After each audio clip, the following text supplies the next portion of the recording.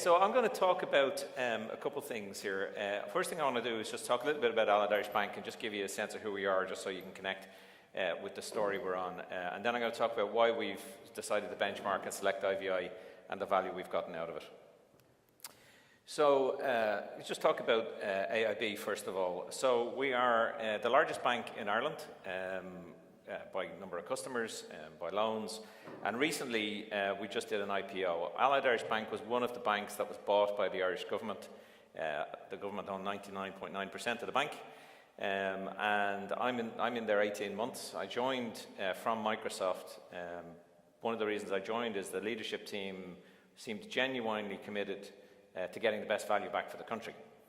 And I was asked the question, did I get anything from the IPO? And the answer is no, and neither did any of the leadership team. Nobody from the leadership team got any special bonus. So it's been a really very disciplined but high integrity activity to recover this bank and save it. And it is absolutely saved, and it is performing, and it is now by market cap also by far the largest bank in Ireland. So a good turnaround. One of the things that led that turnaround was digital, to have a digital strategy and to lead out with that. The bank of old would have been very traditional. You know, a lot of branches. We would have deep roots in the community in Ireland, and it was one of the kind of organisations that if your son or daughter went to work for it, that was good news for the family. It was very, very deep roots in the society and traditional organisation. Part of what happened when the crash came was the organisation was humbled, very much humbled, and you know, having been, one of the guys described it, felt like they were king of the world. Everybody was printing money, and this organisation was humbled. There was a large turnover in leadership, and a different group of people came in, and they recognised that they wanted to, you know, recover the bank and pay back the Irish people. And when I joined the bank 18 months ago, one of the things I would hear in leadership team meetings when people would be talking about, you know, spending $500,000 on something, it'd be how many hospital beds does that buy? So as I say, very high integrity, but still innovative. So there was a drive to make the bank digitally led. It's never going to be a digital bank. Well, I say never, right? Ask me again in 10 years. But with such deep roots and with so many branches, it's unlikely it'll become a fully digital bank. But it can absolutely be digitally led.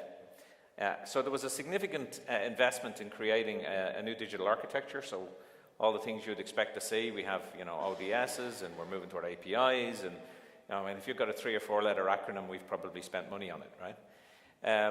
But and some of it was absolutely targeted on immediate business value, and some of it was a little bit like that Kevin Costner movie, if you build it, they will come.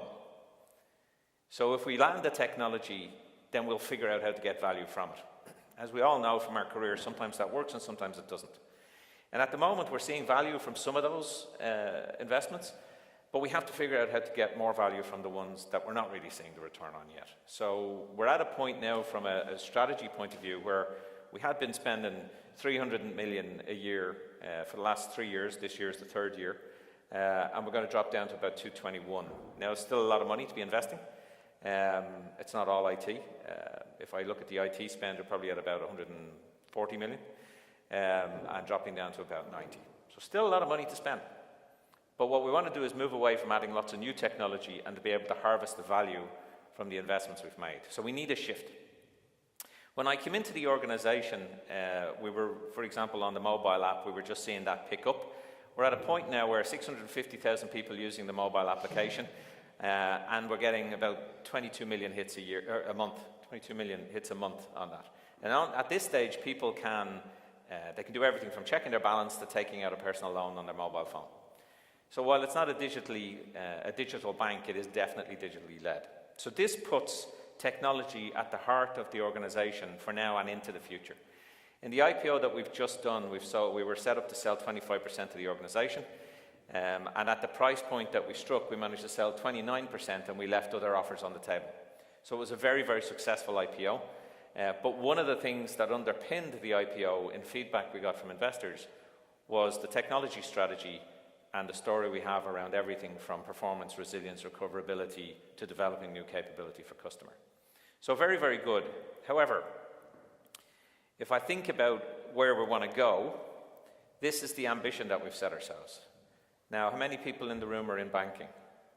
Anybody in banking? One, just one, two, okay, a few. Do you want to play? Should we compete? Right, so I stuck this up here, and one of the things that happened when I put this in front of people in the organization was, like, are you serious? I mean, we're only okay, we're the biggest bank in Ireland, but that makes us a kind of a small regional bank on the world scale. But as an ambition, why not? Why not have that ambition? Why not stretch yourself to try and be the best in the European context? Doesn't mean you have to be the biggest, doesn't mean you have to spend the most, but if you can demonstrate that you run a very tight ship, that you do your planning right, that you're driving value out of your investment, all of those things, why not say that you want to be the best? And look, if we're successful in that, and I am competitive, then great. And if we're not successful and not number one, but we're up there in the top few, well, then we're really adding value from an organization perspective and for our customers. So it's a worthy challenge. But you say something like that, and you say, all right, a couple of things. So one, can we be that good? Well, I can say we're that good, but who are you benchmarking yourself against? Which brings me to the key thing here for this conversation is why benchmark? So for us, benchmarking, there were a couple of things. One was to support the ambition. So how do we rank against the way other banks, IT organizations are operating? And we would need a way to do that that was, independent of our own perspective. So that was one reason we wanted a benchmark. But the other reason we wanted a benchmark is that if we're going to, Frank talked about driving business value out of IT. If we want to drive value out of IT for the bank, it's a little bit hard sometimes. So, there's an old phrase, physician, heal thyself. If you're the expert in a thing, sometimes it's a bit hard to apply your expertise to yourself. So it can be easy to look in at someone else's organization and see what they need to do, hard sometimes to turn that mirror onto yourself and see what needs to be done.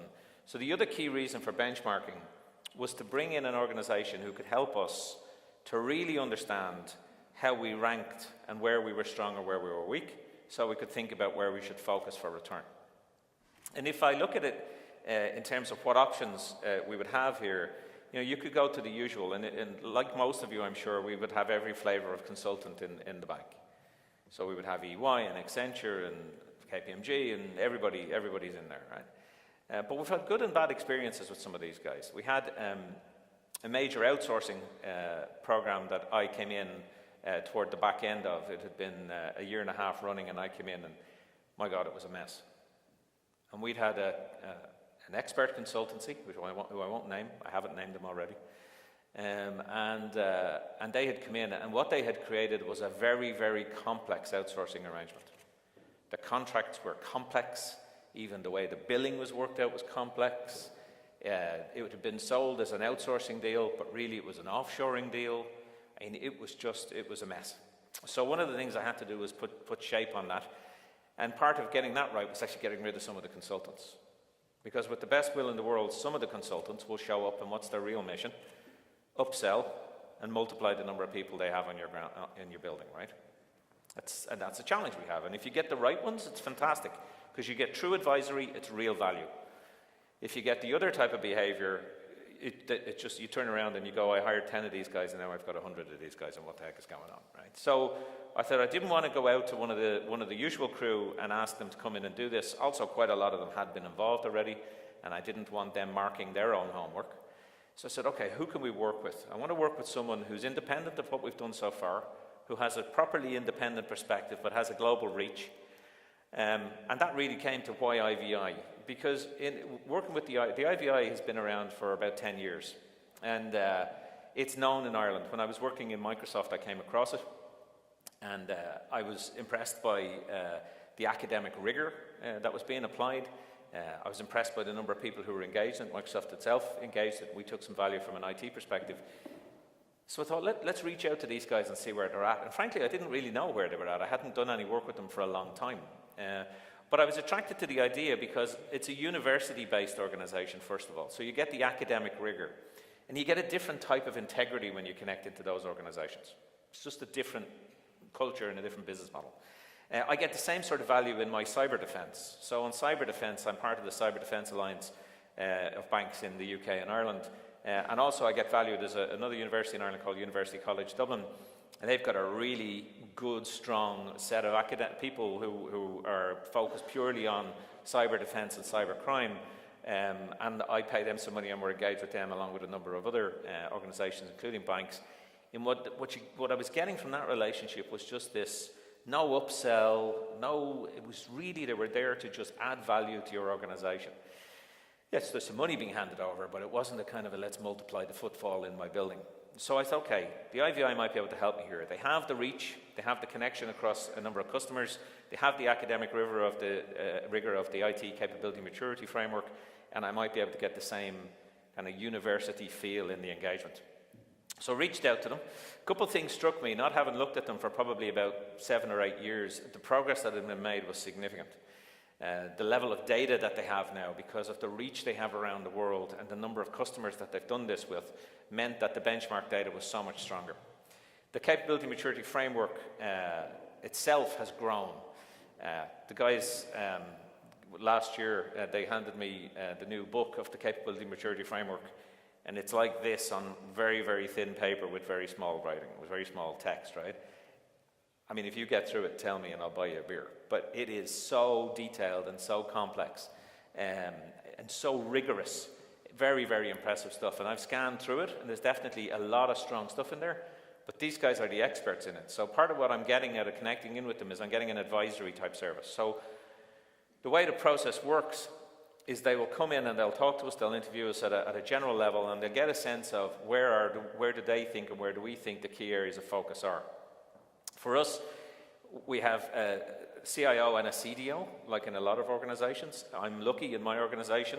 I've talked to a lot of CIOs and CDOs over the years. When I was in Microsoft, I used to go out and do a lot of conferences. And then I won't ask anyone to put your hand up and tell me, but how often the CIO and the CDO hate each other is quite interesting. Right? I see a lot of nodding. I'm pretty lucky. The CDO I work with is a really great guy, and we're on the same side. We just have slightly different missions. So I run the operation, I'm running the platforms, I'm delivering software. I've probably got I think I've got 1,200 people now. He's got about 500 people. He's on the digital end and he looks after data, which you could argue, does data sit in the business or in IT, and this is a halfway house. So we're very, very clear. But we thought we were getting on well, but we found we were having challenges in even something simple like technology selection, where we were having governance challenges. So when I got the guys in, this was said, have a look at how we're working, have a look at how the whole technology function's working, not just the CIO world, and let's see where we go from there. So they came back, and what they'll do is they'll go out and interview people, and in the interview process they get pretty detailed. And the more, if you do take up on this, by the way, and I'm not going to go through all these slides, they're here for you to see later. But if you do this, one of the things you'll see at the end is it's critically important for success in this, it needs CIO sponsorship. Because something like a survey, when you go out and say, I want 40 or 50 people in my organization, or however many you decide it is, to commit to sitting and being interviewed and completing the survey, it's very easy for people to say, well, I'm too busy. I haven't got time, right? But I would argue that if you haven't got time to benchmark and find out how you're performing and where you might have problems, then you probably really need to benchmark. Because if you can't make time for this stuff, that tells you something. But even with that, it needs CIO sponsorship. You will have to say, this is so important to me, we're going to do it. You've got to get your team on board, and then it'll happen. And if you can get that done in a nice, concentrated time, you'll get the return. And the content that comes back is very, very detailed. There's some really good detail in it in terms of pointing to different areas. As Frank said, there's a whole range of capabilities in the framework that they talk to. You'll get a score against each one. You'll be able to rank yourself against peers in your sector or generally. There's different ways they can cut the data and give you perspective. So you'll get that benchmarking, and you'll also get a clear sense of where is the area or a couple of areas that I really need to go focus on. And you can, if you focus on them and resurvey, you can see if you move up or not in the ratings. I would encourage you as well, if you do this and you get the data, when you look at it, pick 1 to 3 things maximum. The IVI guys will say you can if you really want to move the dial, pick 1. I said earlier we're a bit competitive, so we picked 3, right? But we actually wrapped it round with a theme. So if I take the findings that we had, one of the key things that came out of it from a findings perspective was that even though myself and the Chief Digital Officer got on really well and were on the same side, actually at an organisation level we weren't aligned. And that was an interesting finding for us. And what we actually found was that deeper down in the organisations, people were either unclear about the reasoning behind, say, technology choices, or it could be anything we were up to, or outright disagreed with it. So I said, this is very interesting. So we worked with the IVI guys, and we figured that's one thing we've got to go after. There were a couple of other areas that really stood out. Demand management was one. And in demand management, we would also include fulfillment, so infrastructure fulfillment, or any like access to the right PMs or access to the right resources. So that kind of demand and fulfillment piece was causing a challenge as well. And then the engineering space. And part of the thing with the engineering space was, like, I still find it interesting that if you look at waterfall development methodology or agile development methodology, it's interesting how many people almost take religion about one.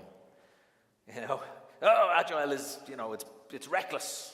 Right? And it's, how could you possibly, you're delivering, you're running high risk, and you're delivering, oh my God, you're delivering stuff, but you're doing it like a child. And then you got the guys looking at the old SDLC waterfall methodology, and they go, oh no, you're dinosaurs, you're running too slow, and this isn't how you're customer led. And people take this almost religious position about it. So in the engineering space, we had a challenge. So those are the three key areas that we had challenges in. So what we did was we said, okay, let's step back, and let's take a look at the total overall operating model.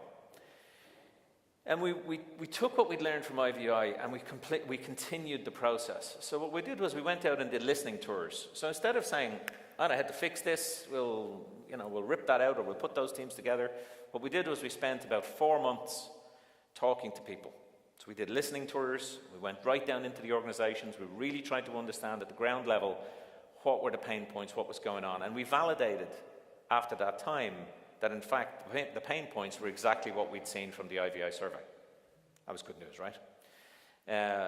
And then we said we could fix these in a piecemeal way, or we can try and do something fundamental. So what my colleague and I did was we did a complete operating model review. We took all that feedback, we came up with some kind of hypothesis on what we thought the solution was. We went back into the organization and asked people what they thought would work, what was their ideal. And what was fascinating was when you look at the two organizations, and say in architecture, we would have had architecture people on my side and architecture people on his side, and they were fighting with each other.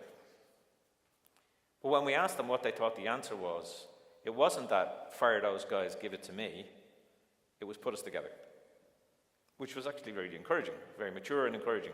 And that was one of the things we saw. So what we decided to do was create one demand management function, one engineering function, one architecture function. We created a platform director model, shared services. But really the fundamental thing that was behind this was we said, let's create a one technology organization. So instead of it being a CIO-CDO mix, what we did was we said, have the whole lot together, and then we will figure out which bits he takes and which bits I take. And that's what we did. And we've literally, we announced the operating model 4 weeks ago, and we're going through the org changes now. In fact, I have to fly back tonight because tomorrow we're sitting with the new leadership team, and we've gone between us, we had 19 direct reports, we've gone down to 11 between us. So it really is something that if I was run over by a bus, he could run it, or if he quits, I could run it. So it's one organization. And we're going through the process with the new leadership team now of seeing what their next step is. So we're just in that process, but all of this fundamental shift came from the findings in the IVI. I'm just going to finish with this, that the experience, as I said, you need to have active CIO sponsorship.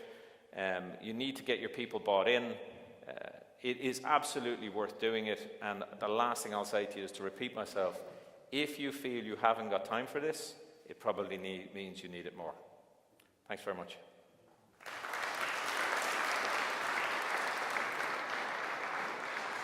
Thank you, sir.